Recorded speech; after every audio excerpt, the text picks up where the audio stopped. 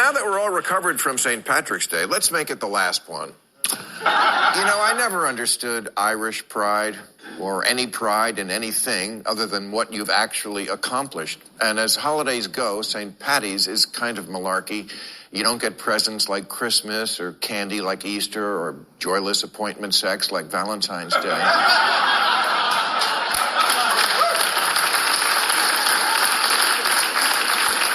You don't even get a peanut special.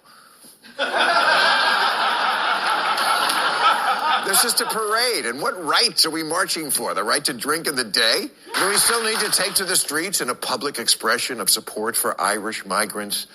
I think now more than ever, we need to stop talking about the things that make Americans different from each other and start honoring the things that make us the same. Thank you. This is Thursday, Broken News Thursday, May the 16th, and this is The True Conservative. Welcome to all the butchers, bakers, and candlestick makers out there. I'm Ron, your host, and the only true conservative in the United States today. So today, after the Serenity Prayer and the patriotic song of the day, we will have the patriotic shorts, motivation, Bishop Barron, Ayn Rand, the 33 strategies of war, and broken news. All that and more when I get back.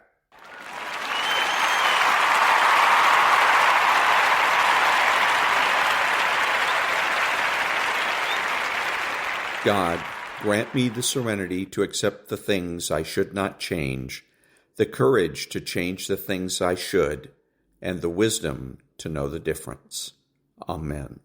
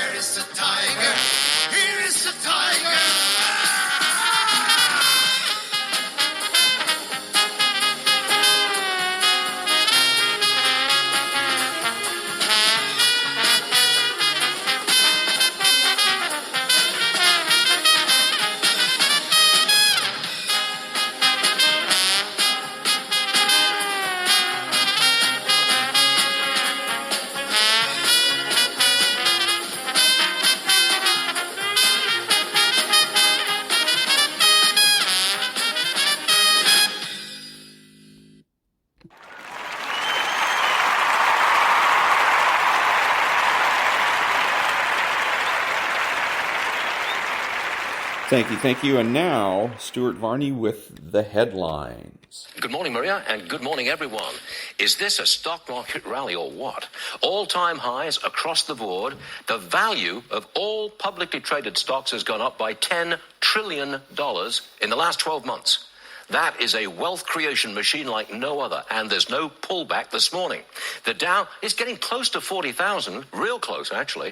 It's going to be not much change to start the day. Same with the S&P, and the Nasdaq is up a point. So a tiny bit of green after yesterday's record closes. As for interest rates, well, they're staying at lower levels. We'll start with the 10-year Treasury. You're down to 4.35% this morning. And the 2-year, well, that's a long way below 5%. You're looking at 4.77 right now. Bitcoin on the upside today, $66,000 and change. Gold holding around $2,300, $2,400, $2,383 to be precise. Oil still below $80 a barrel. You're at $79.34. No change for gas, regular $3.60. Diesel is down 1 cent, $3.92. All right, politics. The new Fox poll shows Trump holding a narrow lead overall, but he has a growing lead with key voting groups: blacks, Hispanics, suburban women, and moderates. More detail emerging about the two debates. The candidates have agreed to mics that turn off when time's up, no crowd, debate in a studio, moderators from CNN and ABC News. Strangely, Trump agreed to this immediately, without negotiating better terms. The Biden team thinks the news of the debates has reinvigorated his campaign. On the show today, Ukraine in trouble, Zelensky could lose, Hamas still holding out, and in Beijing, Putin and Xi shore up the new world order against America. We will ask, is Biden responsible? Another big day, Thursday, May 16th, 2024, Varney & Company is about to begin. And that was the headlines. Back in a minute.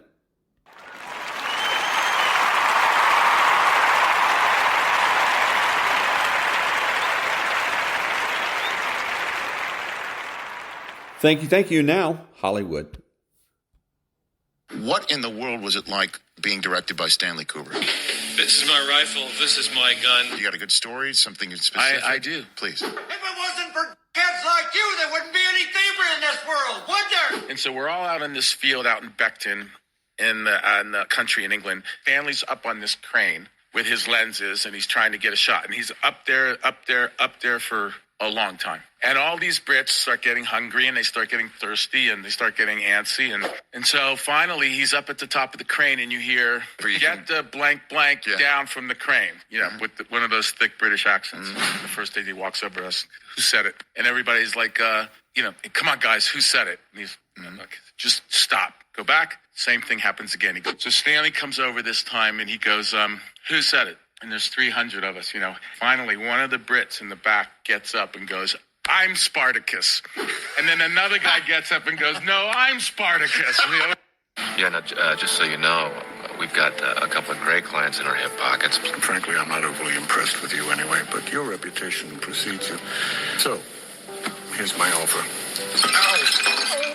I'm so sorry, excuse me. Sweetie, we are what we do in this world, and you're a waitress. Bring the food and the drink to and from the table without making a mess. So when you screw up, something as incredibly simple as that doesn't say a whole hell of a lot about you, does it? I'm sorry. You ought to fire her.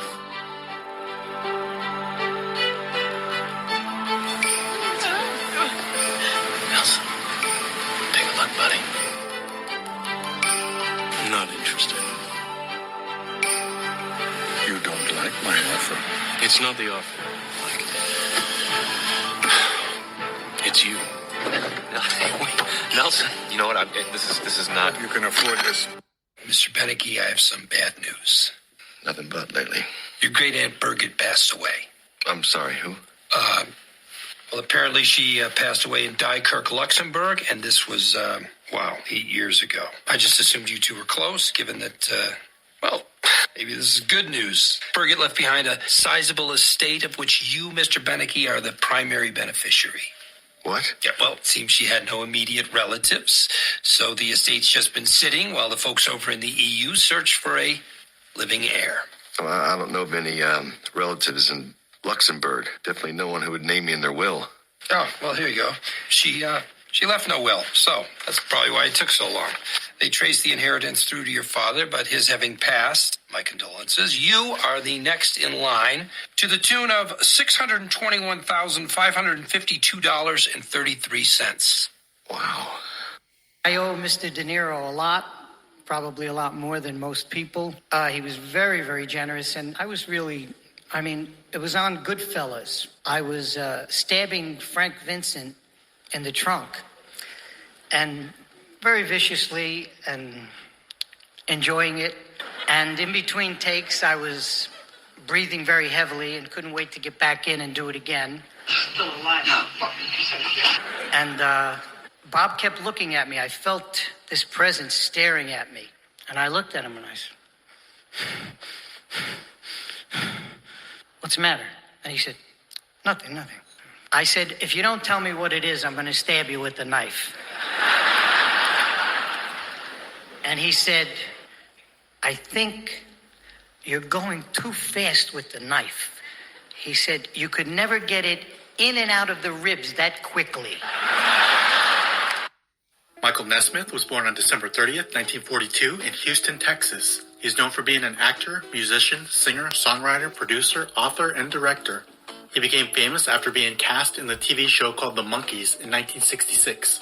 He wrote songs for the Monkees and other bands, including Different Drum, which was recorded by the Stone Ponies featuring Linda Ronstadt. His mother invented the typewriter correction fluid called liquid paper in the mid-50s. She sold the company in 1979 for $47.5 million. She died shortly after that. Michael enlisted in the Air Force in 1960. He was honorably discharged 2 years later. He continued as a solo artist after the Monkees broke up. He was very influential with his country rock sound. He got involved with television and movie production. He won a Grammy in 1981 for an hour-long video he made called Elephant Parts. In 2018, he had quadruple bypass heart surgery. He was married 3 times and had 4 children. He died in 2021 from heart failure. He was 78 years old. And that was Hollywood. Back in a minute.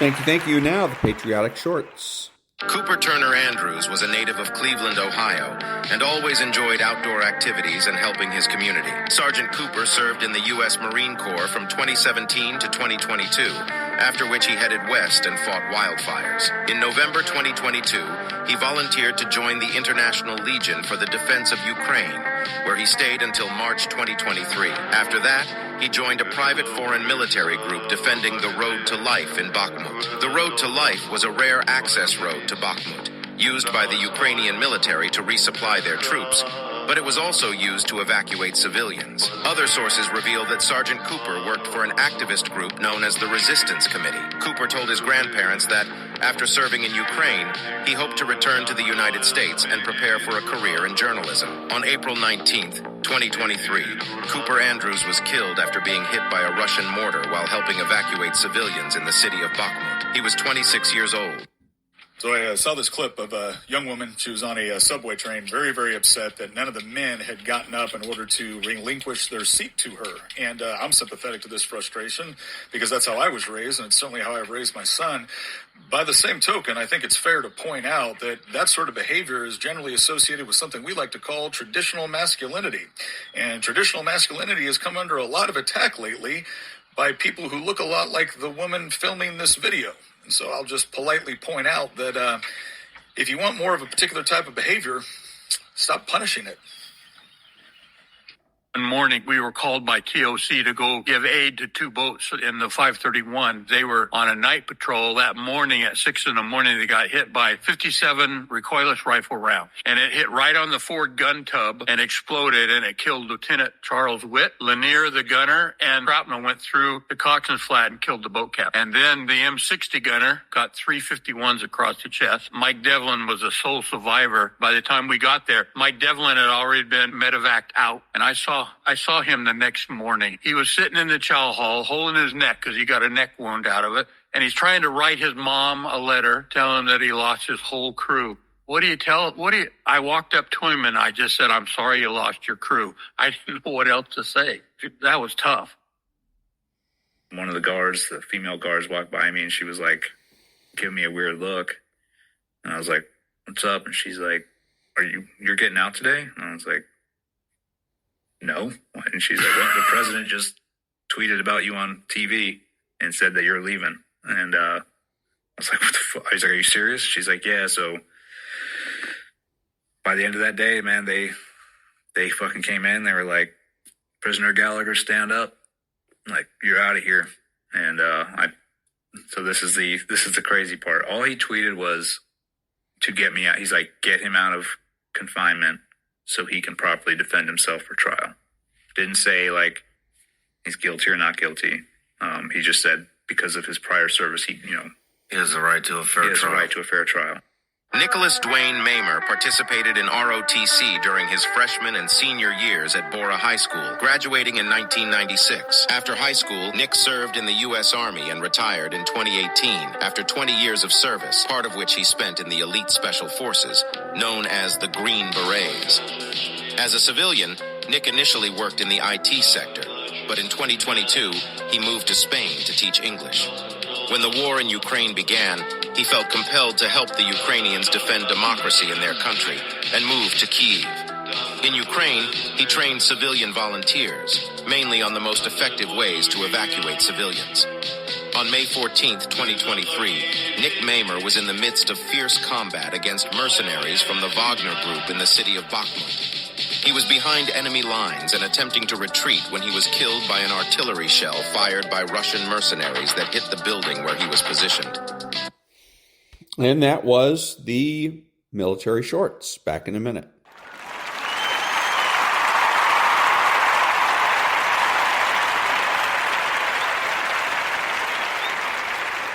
And now, a little motivation.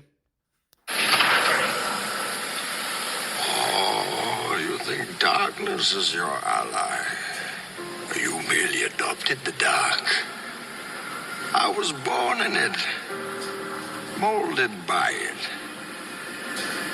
I didn't see the light until I was already a man. By then it was nothing to me but blinding. The shadows betray you because they belong to me.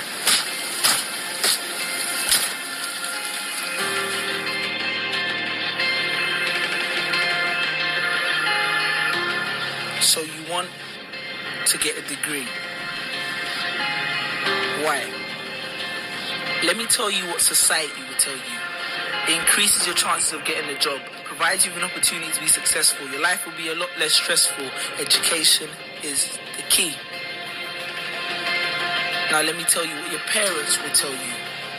Make me proud. It increases your chances of getting a job, provides you with an opportunity to be successful. Your life will be a lot less stressful.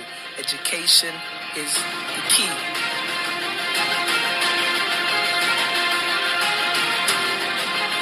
We need massive expansions of consciousness. We need our paradigms and views on this world to expand so dramatically that we are incapable of ever going back. Not without us willingly and consciously destroying parts of our true nature. The time for hanging positive notes on bathroom mirrors is over. There is no time for self-help books. No seminars we can go to. These things that let us gain momentum and inspiration that last only moments. Only a child, but no ordinary child. A child born in hell. Look and surrender to the beauties of your soul and body. Look and surrender to the atrocities of your mind and its ill intentions. No one cared who I was till I put on the mask. See and surrender both the good and the bad, the light and the dark. It doesn't matter who we are. What matters is our plan.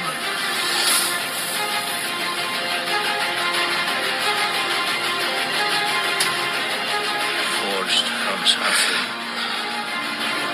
hardened by pain, not a man from privilege.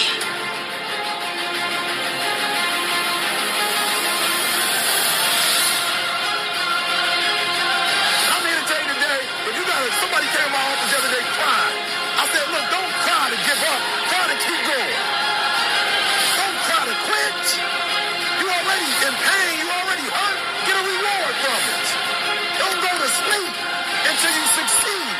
to me. I'm here to tell you today that you can come here, you can jump up, you can do flips, you can be excited when we give away money. But listen to me, you will never be successful until I don't have to give you a dime to do what you do. You won't be successful until you say, I don't need that money. Because I got it in here.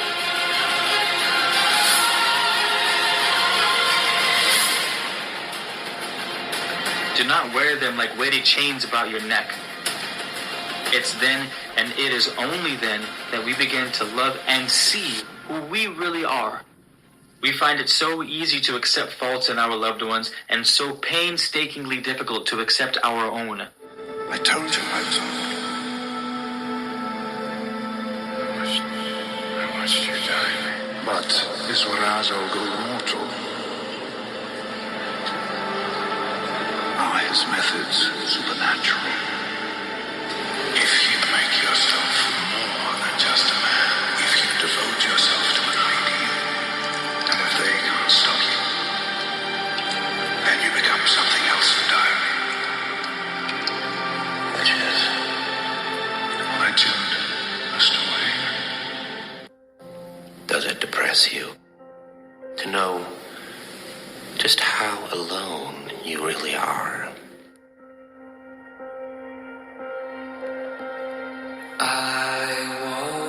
But I know the truth. There's no going back.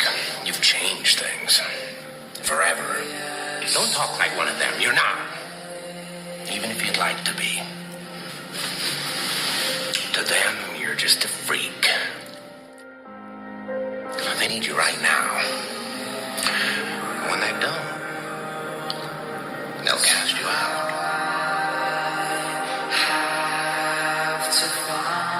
It may last for a minute, or an hour, or a day, or even a year. But eventually, it will subside. And something else will take its place. If I quit, however, it will last forever.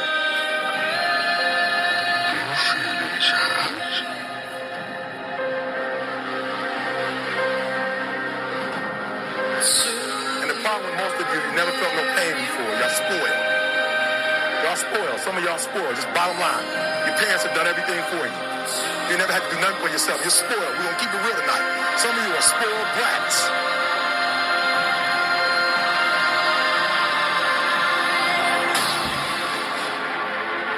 Every time you ever got in trouble, somebody in your house got you out of it. Every time you've done something you're not supposed to do, people say, Eric, your mother's a tyrant. You're right.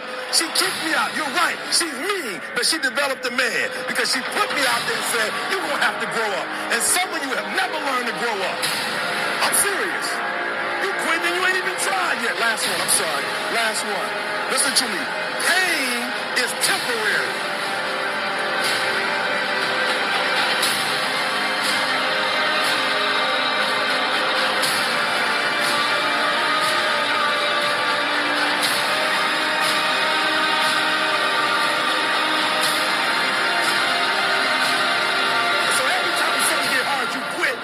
Mama, I dare you to take a little pain.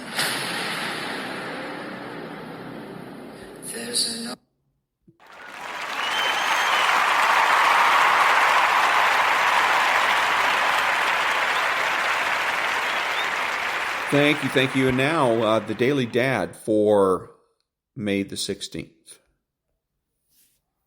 May 16th. What we do ripples through. It is from numberless diverse acts of courage that human history is thus shaped. Each time a man stands up for an ideal, or acts to improve the lot of others, or strikes out against injustice, he sends forth a tiny ripple of hope, and crossing each other from a million different centers of energy and daring those ripples, build a current which can sweep down the mightiest walls of oppression and resistance. Robert F. Kennedy. In the beautiful children's book, Each Kindness, Jacqueline Woodson tells the story of a young girl named Chloe who, in the casual way that kids often do, treats a classmate cruelly. She is moved to change one day when the teacher demonstrates the way that water ripples when a stone is dropped into it. So it goes with kindness, the teacher explains. When we do something nice for someone, it ripples through their lives and into the world, radiating goodness outward. Chloe is inspired by this, but it's too late.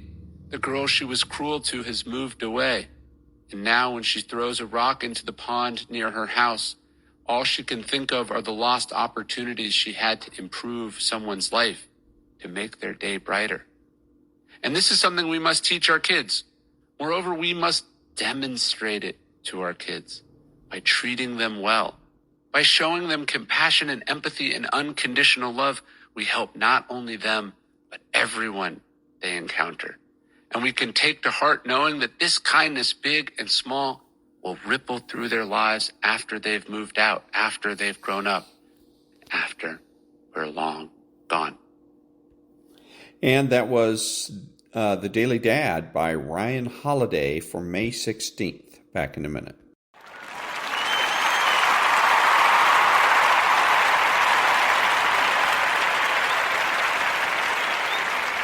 Thank you. And now, Bishop Robert Barron. The more you walk the path of Christ, the more you will be opposed. You know that, don't you? And people say, what do you mean I'm going to be opposed? Well, just wait. You'll find out. If you're consistently on the path of Christ, trust me, they will come out after you. You know that line from Churchill I've quoted many times? Never trust a man who has no enemies. That means he stands for nothing. Dead right, it seems to me. It's right in the political world that Churchill was in, but it's even more correct in the spiritual world. Never trust someone who is not being opposed. That means almost certainly he's not walking the path of the Lord. I don't think we talk enough about it. And that was Bishop Robert Barron. Back in a minute.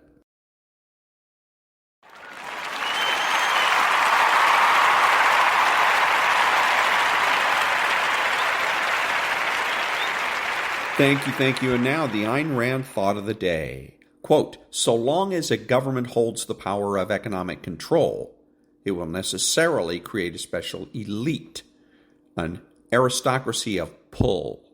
It will attract the corrupt type of politician into the legislature. It will work to the advantage of the dishonest businessman and will penalize and, eventually, destroy the honest and the able, unquote.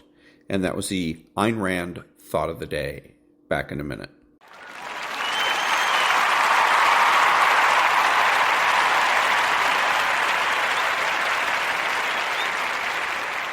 Thank you. If you are a Democrat, you should be voting Republican because the Republican Party is the true party of civil rights. It always has been. It was a party of civil rights in the Civil War, and right after the Civil War, it is the party that came up with the first three civil rights bills, all that were killed by Democrats, by the way. So it's the Republican Party that has always been about civil rights. So if you as a Democrat are interested in civil rights, you need to vote Republican and become a Republican. Back in a minute.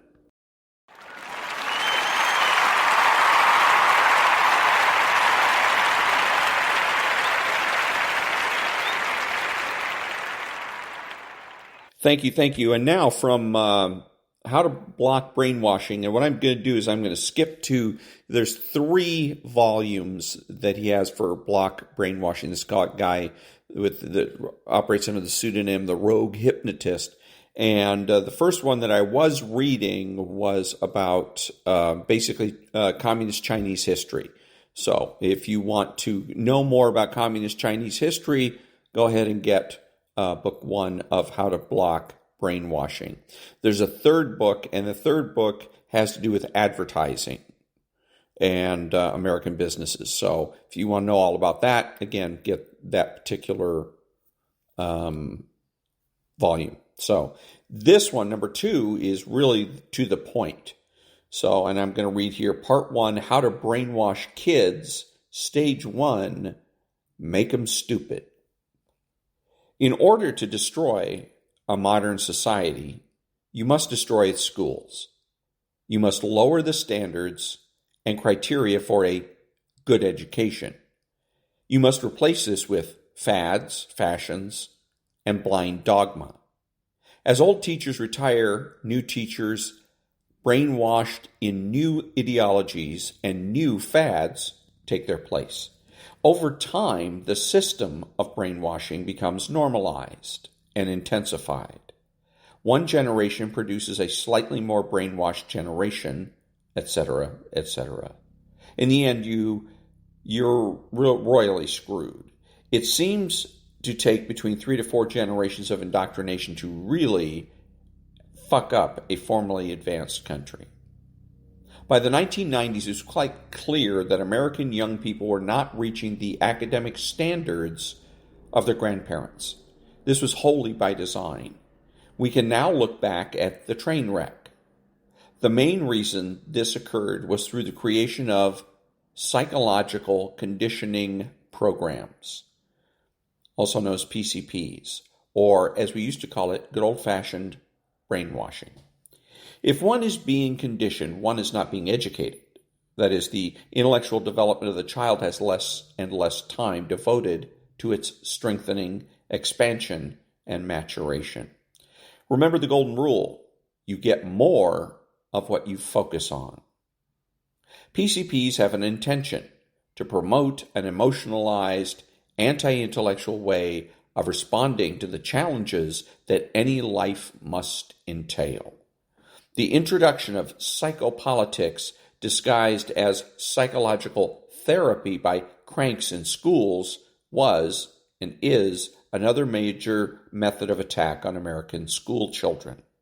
The latter methodology severely undermines, puts a strain upon the natural parent-child relationship by design. All of these attacks are simply a form of institutionalized child abuse. The worst thing you can do is tell your child to respect and obey teachers in the current asylum system climate.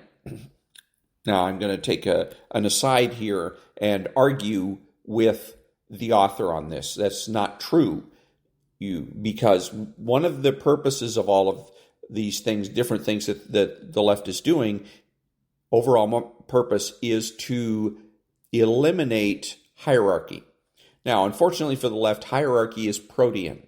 Cannot be eliminated, cannot be created. You can only change its form. And so what they're eventually going to do is just change who it is that's in charge or who it is that's the authority figure. But the point is that you need to make sure your children understand that despite what they hear in school, despite what they see on television or in the radio, there is hierarchy, and it is to be respected.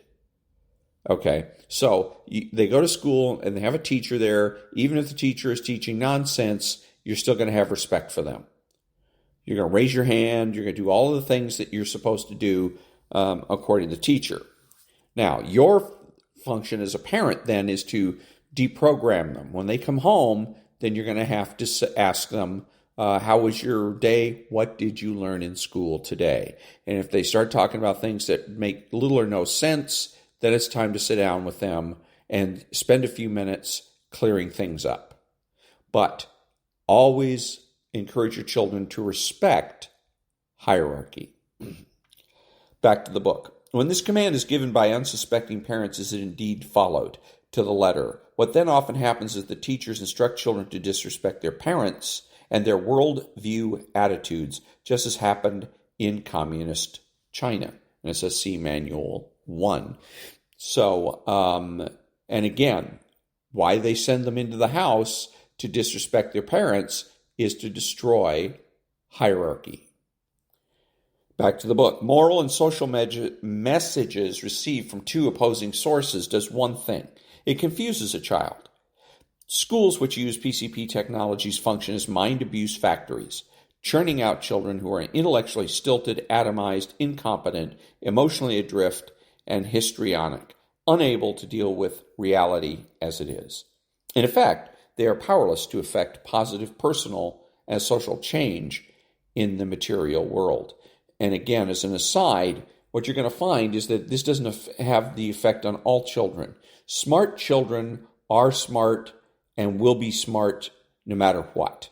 Okay, they're going to be smart enough to see through this crap, realize that it's crap, but realize that they've got to play a game. So they're going to give all the happy talk. In the meantime, they're going to go ahead and ace all the tests. They're going to get the best grades, and they're going to go on to the best schools.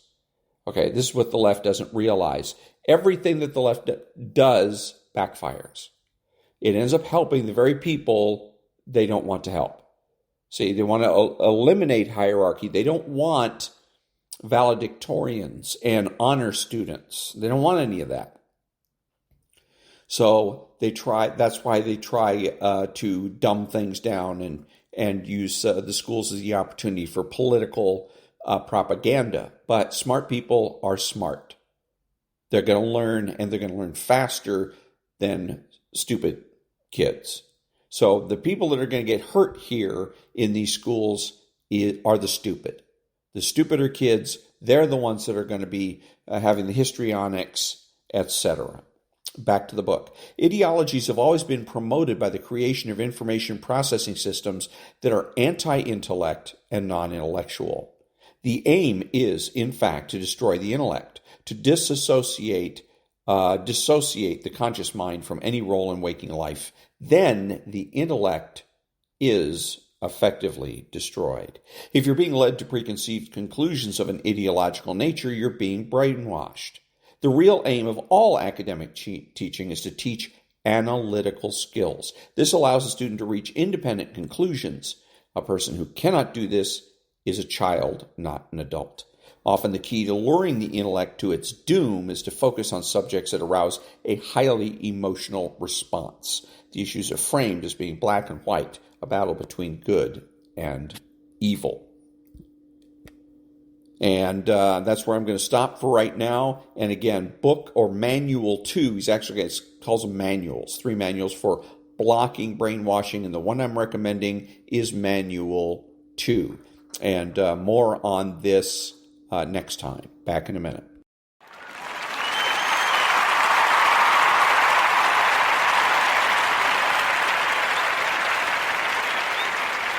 Thank you. And so now I'm going to read the preamble of the 2016 Republican Party platform. There is no 2020 platform because of COVID, so they didn't have a convention, or at least it was not a regular convention. So this is the 2016 Republican Party platform, and then after I'm done with this one, it's going to be the Democrat Party platform, and you decide. So this was written July 18th, 2016. We dedicate this platform with admiration and gratitude to all who stand strong in the face of danger so that the American people may be protected against it. The men and women of our military, of our law enforcement, and the first responders of every community in our land, and to their families. Preamble. With this platform, we, the Republican Party, reaffirm the principles that unite us in a common purpose. We believe in American exceptionalism. We believe the United States of America is unlike any other nation on earth.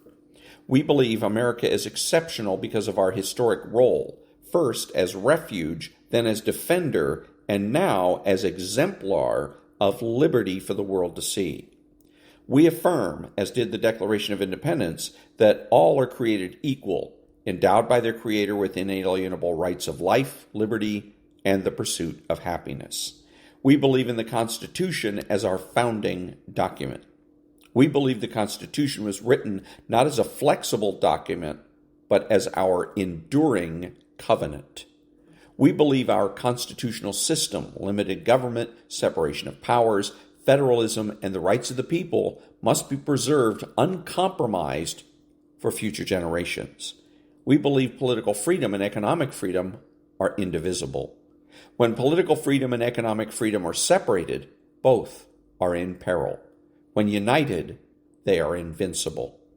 We believe that people are the ultimate resource, and that the people, not the government, are the best stewards of our country's God-given natural resources. As Americans and as Republicans, we wish for peace, so we insist on strength.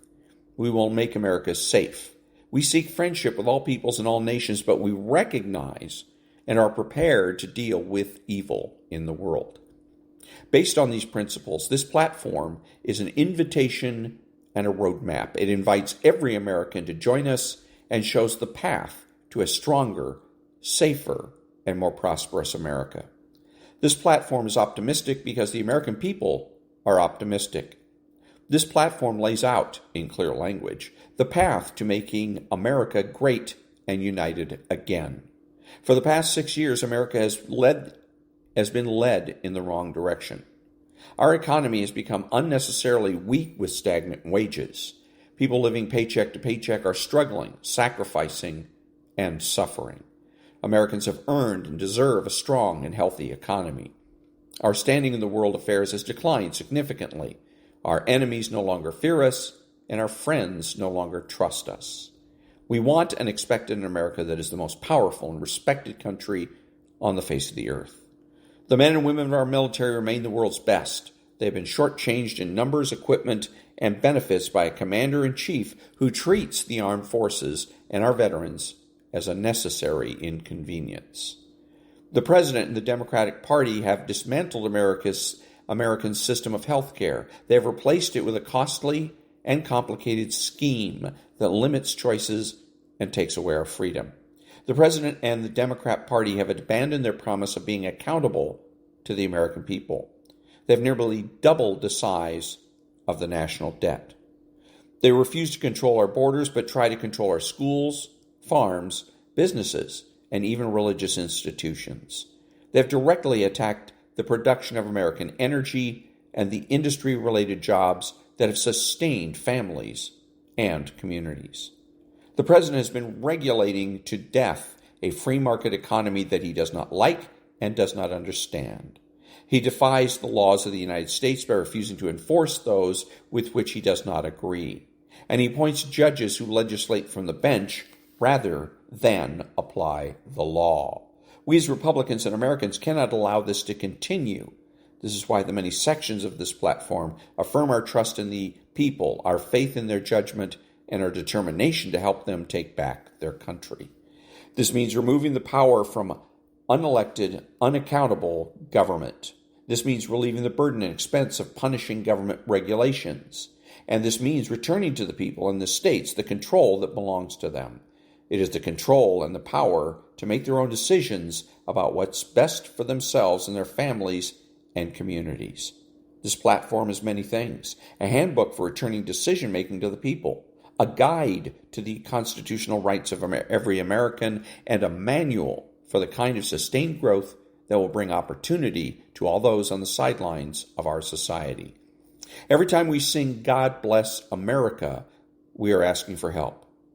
We ask for divine help that our country can fulfill its promise. We earn that help by recommitting ourselves to the ideas and ideals that are the true greatness of America.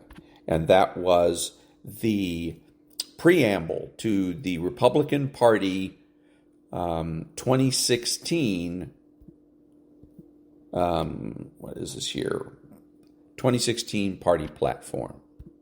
Back in a minute. Thank you. And now the preamble to the 2016 Democrat Party platform. In 2016, Democrats meet in Philadelphia with the same basic belief that animated the Continental Congress when they gathered here 240 years ago. Out of many, we are one. Under President Obama's leadership, and thanks to the hard work and determination of the American people, we have come a long way from the Great Recession and the Republican policies that triggered it. American businesses have now added 14.8 million jobs since private sector job growth turned positive in early 2010. 20 million people have gained health insurance coverage. The American auto industry just had its best year ever. And we are getting more of our energy from the sun and wind and importing less oil from overseas. But too many Americans have been left out and left behind. They are working longer hours with less security. Wages have barely budged, and the racial wealth gap remains wide, while the cost of everything from childcare to a college education has continued to rise. And for too many families, the dream of home ownership is out of reach. As working people struggle, the top 1% accrues more wealth and more power. Republicans in Congress have chosen gridlock and dysfunction over trying to find solutions to the real challenges we face. It's no wonder that so many feel like the system is rigged against them. Democrats believe that cooperation is better than conflict, unity is better than division, empowerment is better than resentment, and bridges are better than walls. It's a simple but powerful idea. We are stronger together. Democrats believe we are stronger when we have an economy that works for everyone, an economy that grows incomes for working people, creates good-paying jobs, and puts a middle-class life within reach for more Americans. Democrats believe we can spur more sustainable economic growth, which will create good-paying jobs and raise wages. And we can have more economic fairness, so the rewards are shared broadly, not just with those at the top. We need an economy that prioritizes long-term investment over short-term profit-seeking, rewards the common interest over self-interest, and provides and promotes innovation and entrepreneurship. We believe that today's extreme level of income and wealth inequality, where the majority of the economic gains go to the top 1% and the richest 20 people in our country own more wealth than the bottom 150 million, makes our economy weaker, our communities poorer, and our politics poisonous. And we know from our nation's long struggle with race is far from over.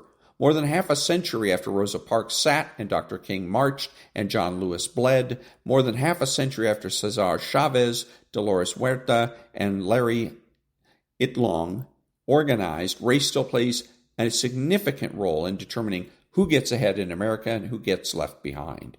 We must face that reality and we must fix it. We believe a good education is a basic right of all Americans, no matter what zip code they live in. We will end the school-to-prison pipeline and build a cradle-to-college pipeline instead, where every child can live up to his or her God-given potential. We believe in helping Americans balance work and family without fear of punishment or penalty. We believe in at least guaranteeing equal pay for women. And as the party that created Social Security, we believe in protecting every American's right to retire with dignity. We firmly believe that the greed, recklessness, and illegal behavior on Wall Street must be brought to an end. Wall Street must never again be allowed to threaten families and businesses on Main Street. Democrats believe we are stronger when we protect citizens' right to vote while stopping corporations' outsized influence in elections. We will fight to end the broken campaign finance system, overturn the disastrous Citizens United decision, restore the full power of the Voting Rights Act, and return control of our elections to the American people. Democrats believe that climate change poses a real and urgent threat to our economy, our national security, and our children's health and futures, and that Americans deserve the jobs and security that come from being the clean energy superpower of the 21st century. Democrats believe we are stronger and safer when America brings the world together and leads with principle and purpose. We believe we should strengthen our alliances, not weaken them. We believe in the power of development and diplomacy. We believe our military should be the best trained, best equipped fighting force in the world, and that we must do everything we can to honor and support our veterans. And we know that only the United States can mobilize common action on a truly global scale to take on the challenges that transcend borders, from international terrorism to climate change to health pandemics. Above all, Democrats are the party of inclusion. We know that diversity is not our problem, it is our promise. As Democrats, we respect differences of perspective and belief and pledge to work together to move this country forward, even when we disagree. With this platform, we do not merely seek common ground, we strive to reach higher ground. We are proud of our heritage as a nation of immigrants. We know that today's immigrants are tomorrow's teachers, doctors, lawyers, government leaders, soldiers, entrepreneurs, activists, PTA members, and pillars of our communities. We believe in protecting civil liberties and guaranteeing civil rights and voting rights, women's rights and workers' rights, LGBT rights and rights for people with disabilities. We believe America is still, as Robert F. Kennedy said, a great country, an unselfish country, and a compassionate country.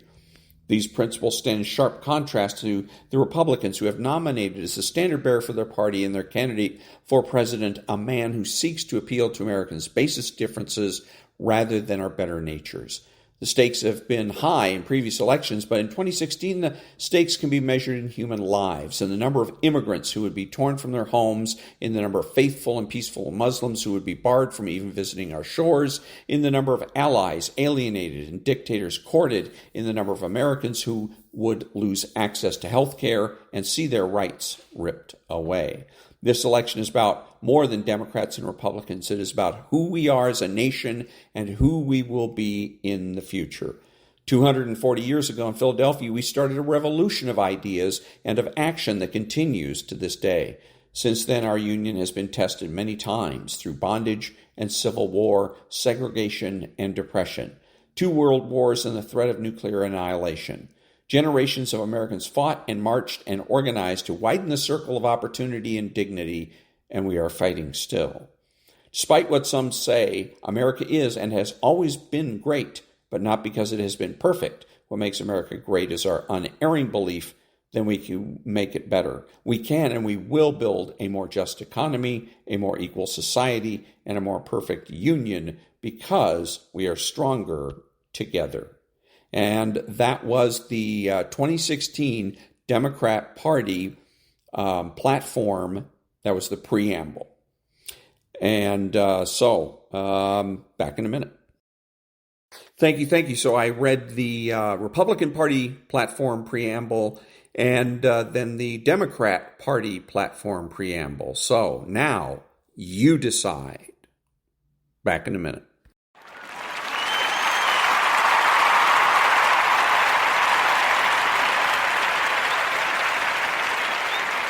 Thank you. And now about 5 minutes worth of the 33 strategies of war. Interpretation. Bowen's strategy in the experiment he conducted on his family was simple. He would make it impossible for any family member to make him take sides or hook him into any kind of alliance. He would also deliberately cause an emotional tempest to break up the stale family dynamic, particularly targeting June and his mother, that dynamic's centrifugal forces. He would make his family see things anew by getting them to talk about personal matters rather than avoiding them. He would work on himself to stay calm and rational, squelching any desire either to please or to run away from confrontation. And in the midst of this experiment, Bowen experienced an unbelievable feeling of lightness, a near euphoria.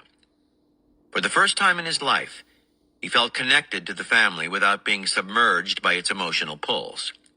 He could engage, argue, and banter without either regressing into childish tantrums or striving to be falsely agreeable. The more he dealt with the family this way, the easier it became.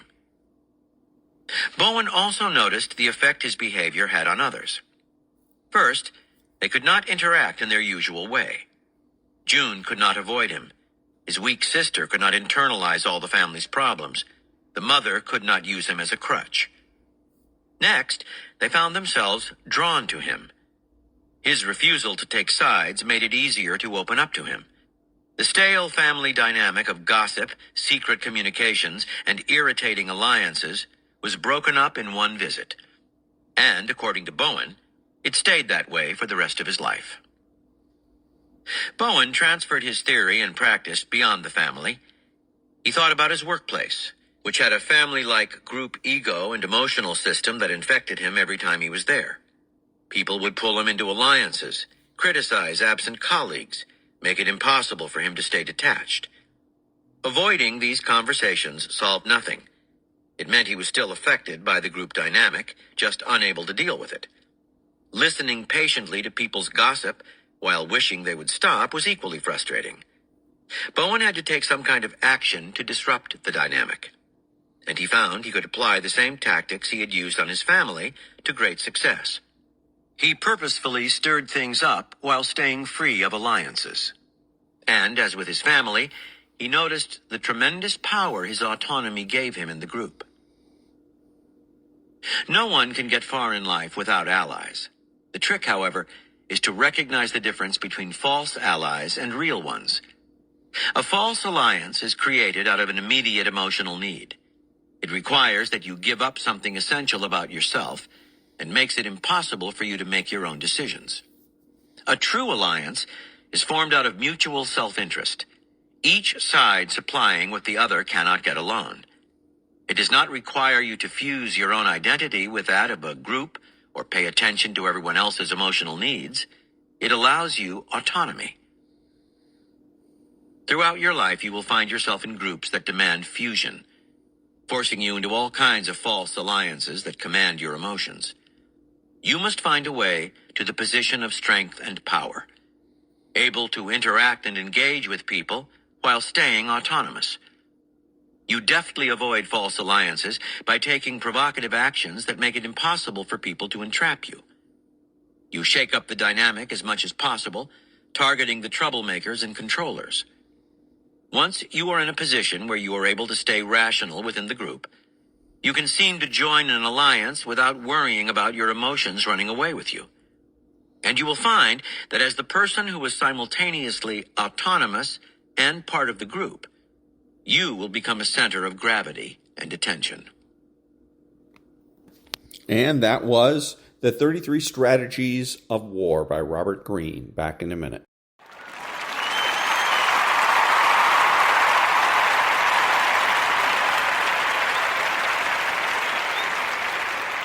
Thank you. And now the second half of the introduction on Argle-Bargle Business from Broken News by Chris Steyerwalt. It's Why the Media Rage Machine Divides America and How to Fight Back. And this is the last 17 minutes of the introduction. I started out in the sports department, and most of what I did involved scut work, like taking down the scores for the adult tennis or bowling from league officials who called in. But the first time I got to write just a little blurb about an American Legion baseball game and saw it in print, I was filled with the most amazing kind of joy. Words that I picked, was it a dinger or a homer, had been printed tens of thousands of times and delivered to the doorsteps of what seemed like the whole world. I lost interest in any other career path. As my college transcripts would prove, I spent much more time in the next 4 years on newspapering than I did on classwork at Hampden-Sydney College in Farmville, Virginia. All-nighters to put out the college paper, all hail the Hampden-Sydney Tiger, were exhilarating. All-nighters studying for exams were not. After school, it was back to West Virginia, where I was eventually able to get on with the Charleston Daily Mail in the capital city. There I got my real education in news. I worked my way up from covering the police beat, to the courthouse, to the state house, to my favorite, general assignment reporting. I could cover almost anything that interested me, almost anywhere in the state, from investigations to days spent hanging out with carnival workers. Along the way, I got to be a part of some big scoops and major stories, including breaking the news that ended the career of a sitting governor. I learned how good it felt to hold people in positions of power accountable. I learned how scary it was when they and their supporters came after you. I got my first death threats and my first fan mail. I interviewed my first president and got named in my first libel suit. Like I said, a real education. But wouldn't you know it, right after I got the promotion to be the paper's political editor, the job of my dreams, with an office door that closed and 2 columns a week, the Daily Mail got bought to be strip mined for cost savings. And what could be a better savings than a cocky young political editor? The new owners ultimately shut the paper down before they too got crushed by the black hole of free online content. That drove me to my first experience with television news, a consortium of stations around the state for which I was supposed to do investigative journalism while also directing political coverage, while also producing and appearing on a public affairs talk show. It was not only a disaster, but endlessly disheartening. The men and women who work in local TV news have my undying respect. It is the hardest, most thankless work I have seen in this industry.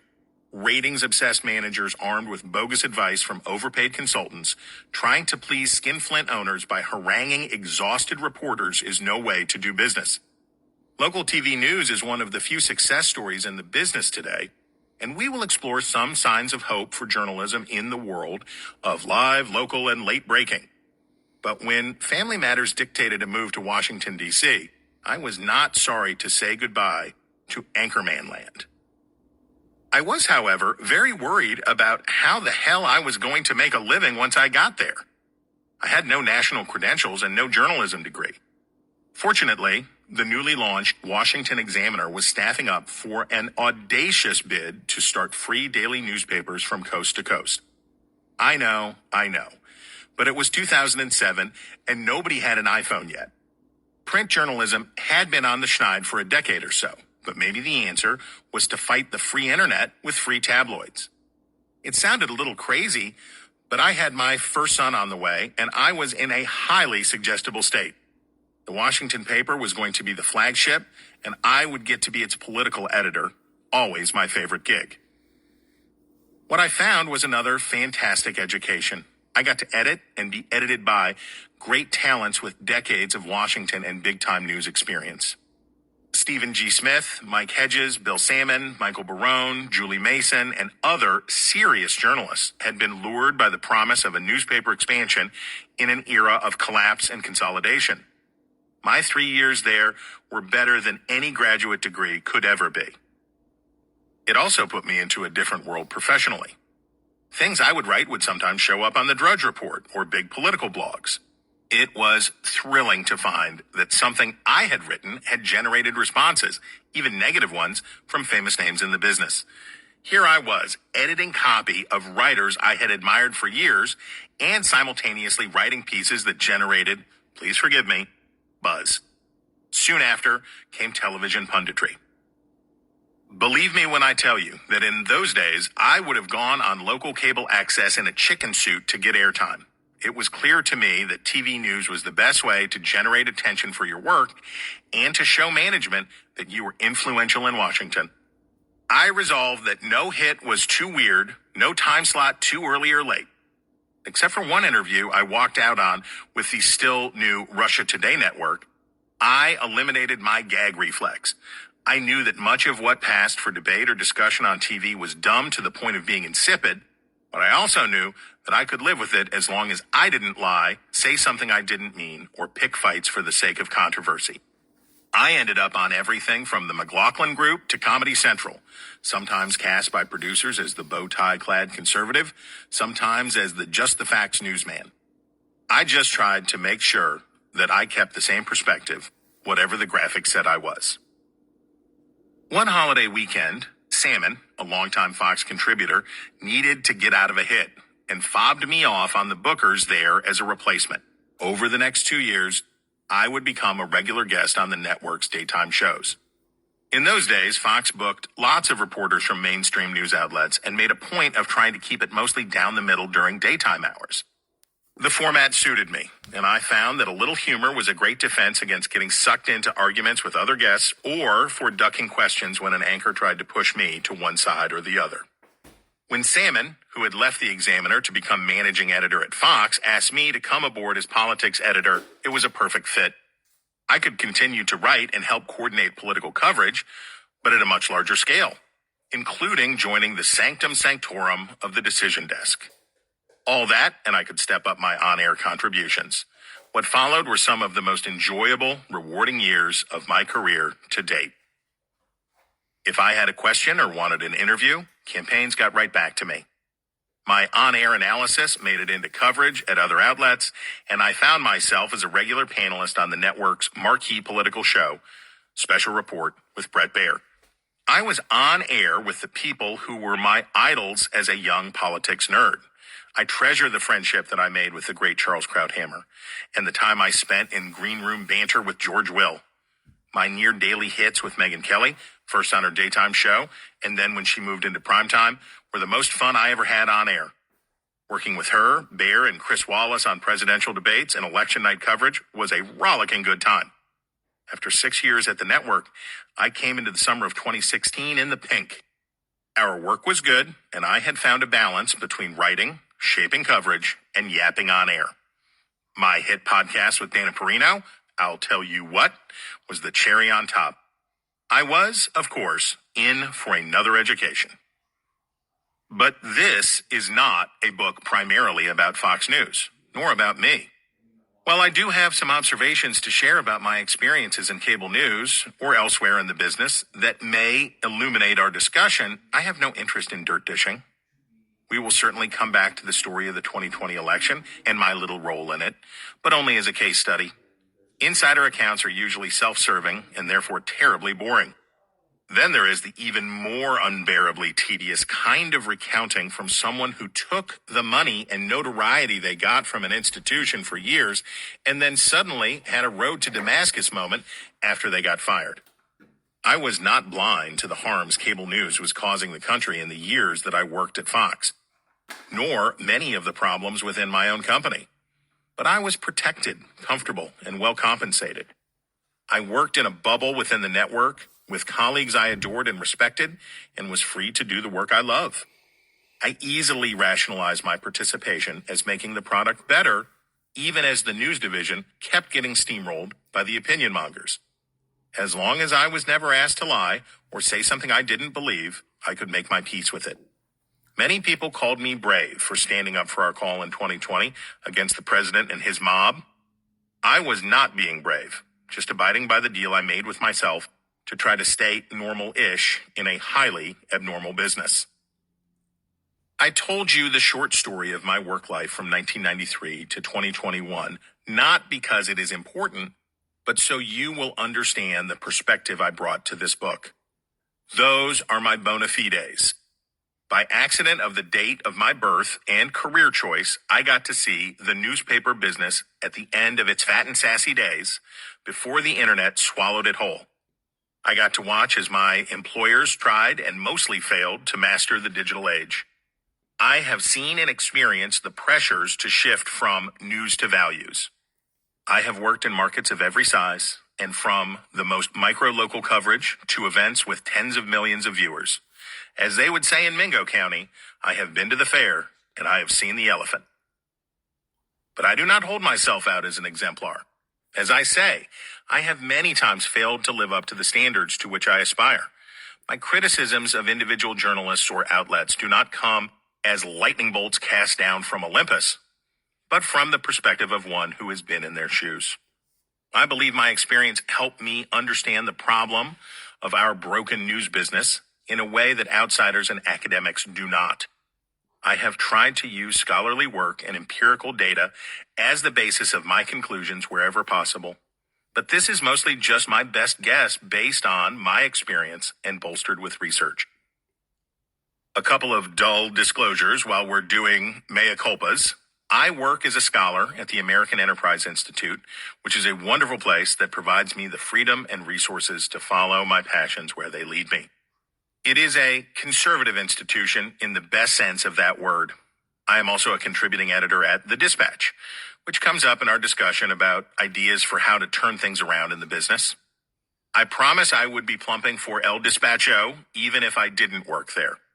I am occasionally asked to appear or write pieces for a wide array of news outlets. I don't know if those requests will dry up after this book describing the evils of mainstream news comes out, but I am generally pleased to go anywhere that's pretty much on the level, regardless of the ideology of their audience. I am for more conversation, not less. The year 1942 was a dark one for Western civilization. Liberty, human dignity, and self-determination, which had been mostly advancing for centuries, were in retreat. America and Britain had been unable to stop the powers bent on replacing the gifts of the Enlightenment with a return to tyranny. Those powers may have been modern in their methods, but they were as ancient in their aims as humankind itself. And it was a matter of more faith than hope that the forces of civilization could rally to save itself.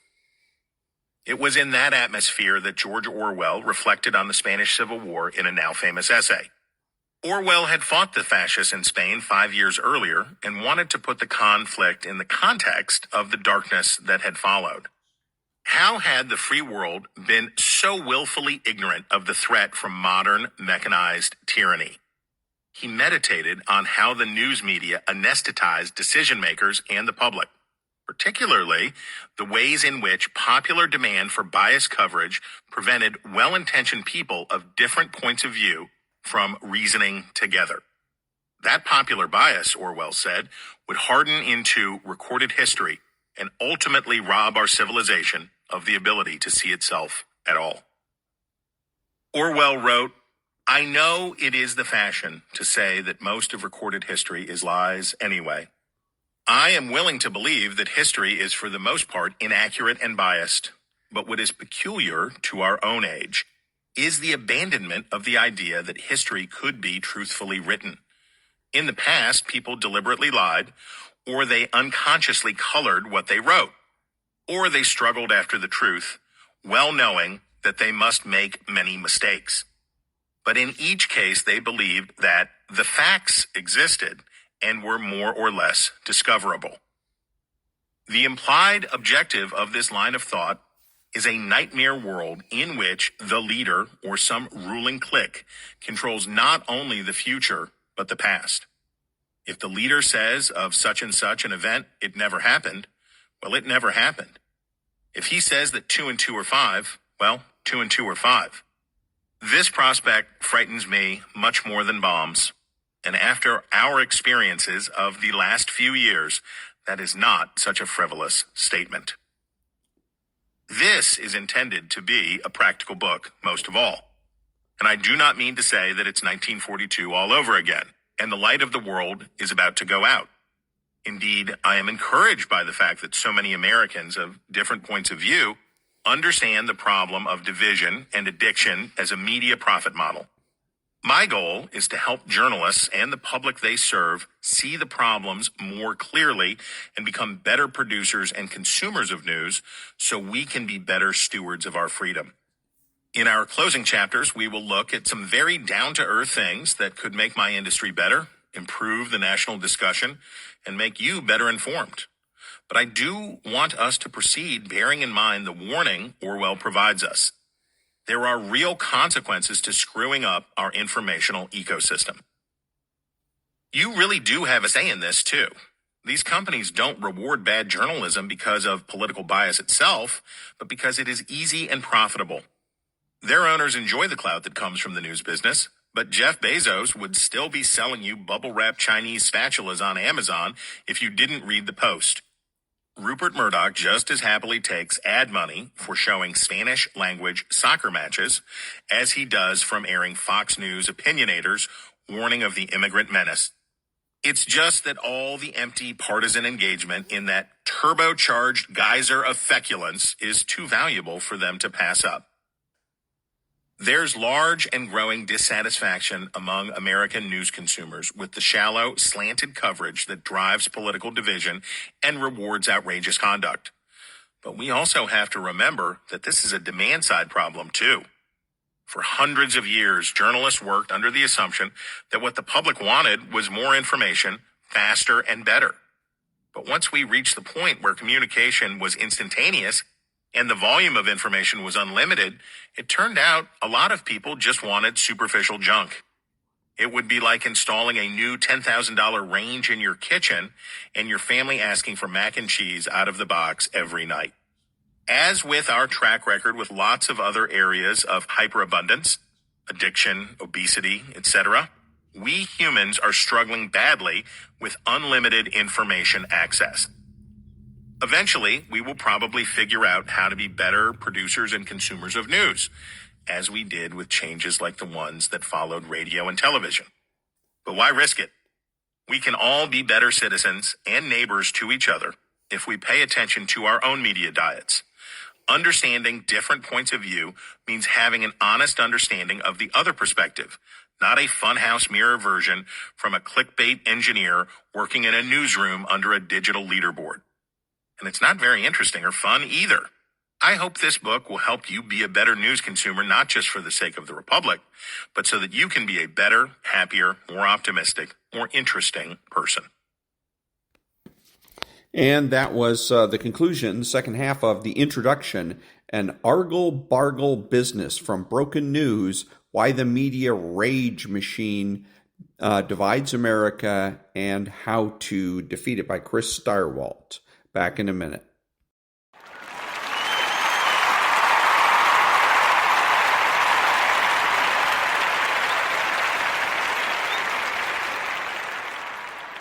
Thank you. The following is one of my voiceover demos.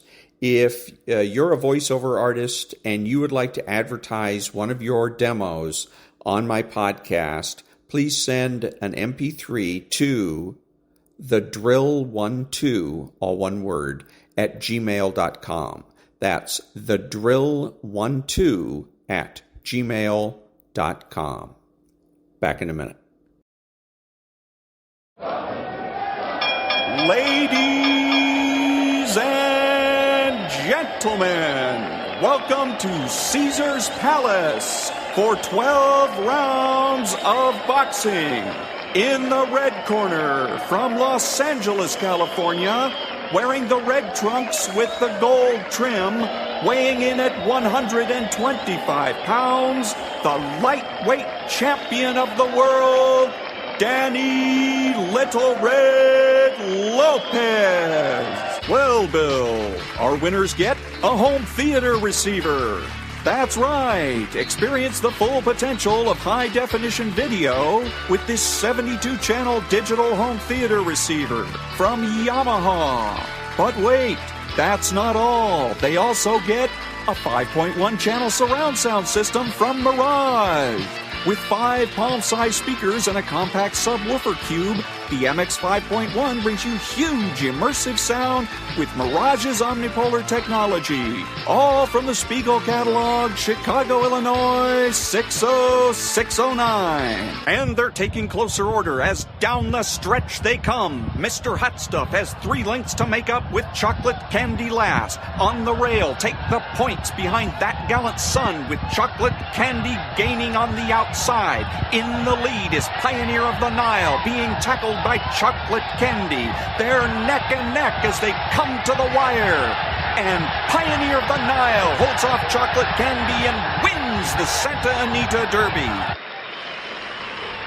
And now, on your feet, time to greet holder of 14 NBA titles, your home team, your Los Angeles Lakers. Number 3 at 6'8", 5th year out of UCLA, playing forward, Trevor Ariza. Starting at center, number 17 at 7 feet, 4th year out of St. Andrews High School, Andrew Bynum. And at guard, number 24, 6'6", 13th season out of Loyal Marion High School, Kobe Bryant.